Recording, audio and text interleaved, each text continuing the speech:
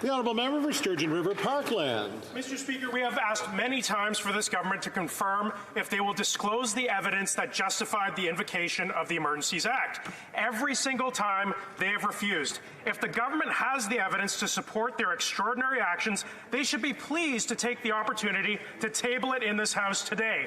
Canadians are increasingly wondering whether this Liberal government even had the evidence at all. Can the Minister of Public Safety confirm whether the evidence exists? Yes or no? The Honourable Minister of Public Safety. Mr. Speaker, the short answer is yes, the evidence exists. Where was my honourable colleague last January and February when businesses were shut, when people were laid off, when our borders were closed, when outside this chamber, Mr. Speaker, Ottawans were held hostage in their own homes? We debated those facts in this House. I remember my honourable colleague and I having an exchange during the debate of the invocation of the Emergencies Act, and it was only after police told us that they needed this special power to ensure that they could restore public safety. We're going to cooperate with the inquiry so that there's transparency so that we can make sure that this never happens again.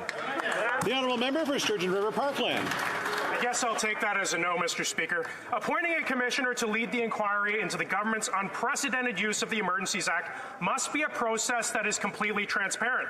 Parliament was in no way consulted by this Liberal government on the appointment of Justice Rouleau. For an inquiry as important as this, Canadians deserve to know how and why the government determined that Justice Rouleau was the appropriate candidate. What was the process? What qualifications were required? How many candidates were considered? Will the government reveal this information, yes or no? The Honourable Minister of Public Safety. Mr. Speaker, my honourable colleague wants transparency. I would encourage him to bold, highlight, and underline the word public in the expression public inquiry, Mr. Speaker. Justice Rouleau has a plethora of experience in both trial law as well as appellate law.